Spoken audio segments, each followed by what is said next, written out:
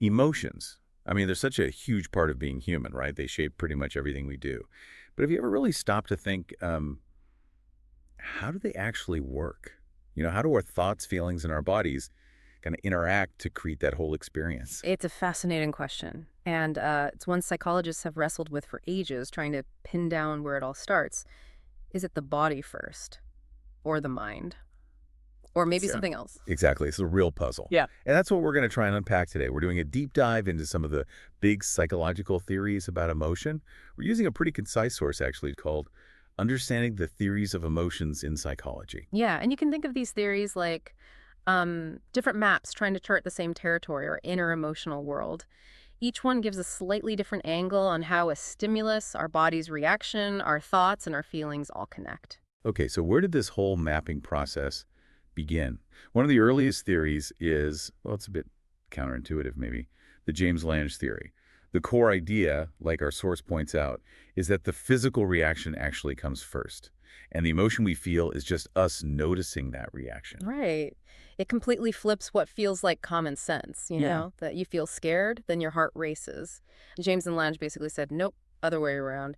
You see, let's say a snake, your body reacts, heart pounds, maybe you tremble. And it's the feeling of your heart pounding and trembling that is the fear. I tremble, therefore I am afraid. Hmm. Okay. So the feeling is like a label we stick on what our body is already doing. But what if your heart races because you just ran up the stairs? Does that mean you're afraid then? That seems like a bit of a snag for the theory. That's a really sharp point, and yeah, that was a major criticism. People pointed out, quite rightly, that lots of different emotions can feel physiologically pretty similar: racing heart, sweaty palms. And you can have that same physical arousal, like after exercise, without feeling any particular emotion at all. Okay, so that challenge kind of paved the way for other ideas then. Exactly. Which leads us to the cannon-barred theory. They looked at James Lange and essentially said, hang on, it's not necessarily step one, step two like that. Ah, okay. So what was their take? While Cannon and Bard proposed that the feeling, the emotion, and the body's reaction, they don't cause each other in sequence. They actually happen pretty much simultaneously at the same time. Simultaneously. Yeah. So you see the snake again, your brain processes the danger, and at the same time, it triggers both the conscious feeling of fear and the physical stuff, like the racing heart. Got it.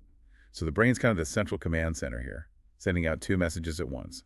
Feel fear and body react. Precisely. They put a lot more emphasis on the brain's role, specifically structures like the thalamus. They saw it as this key relay station, sending information both upwards to the cortex, where we have the conscious feeling, and outwards to the body for the physical response happening in parallel. Okay, now this is where it gets even more layered, Yeah. right? Because the next big idea tried to bring these things together a bit. That's the Schachter-Singer theory, the two-factor theory. That's the one. They said, okay, maybe emotion needs two things. You need the physical arousal, like James Lange talked about, but you also need a cognitive label. You need to interpret that arousal based on your situation, on the context. Okay, so my heart's pounding. That's factor one, the arousal. Hmm, Factor two is me looking around and thinking, what's causing this? exactly. So imagine your heart's pounding, you feel a bit shaky. If you're, say, walking down a dark alley and hear footsteps, your brain labels that feeling based on the context. Okay, this is danger, and boom, you feel fear. Right. But if you feel those exact same physical sensations just before giving a big presentation, you might label it differently. Maybe this is anxiety, or even, well, I'm actually kind of excited. So the physical feeling is sort of generic, Yeah. and our brain uses the clues from the situation to decide which emotion fits. That's the core idea. Arousal plus interpretation equals emotion. Context is key. Makes sense. But then how quickly does that interpretation happen? Because Richard Lazarus had another take on this, didn't he? He did. Lazarus proposed that actually the thought or the appraisal comes first, before both the feeling and the physical response. Before everything else. Yeah, So my brain evaluates the situation before I even feel anything or my heart starts racing. that's the idea. It's often a really fast, maybe even subconscious assessment. Your brain asks, is this relevant to me? Is it good or bad? A threat or not? You see a shadow in the corner. Your brain first appraises it. Is that just my coat, or is it something threatening? If the appraisal is threat, then you feel fear, and then your body reacts. If it's just the coat, no fear, no big physical reaction. Wow, okay. That really emphasizes the power of our interpretation, how we frame things in our mind. It really does. Our thoughts act as gatekeepers. And then there's one more slightly different idea our source mentions, the facial feedback hypothesis. What's that about? This one's interesting. It suggests that the physical act of making a facial expression can actually influence the emotion you feel.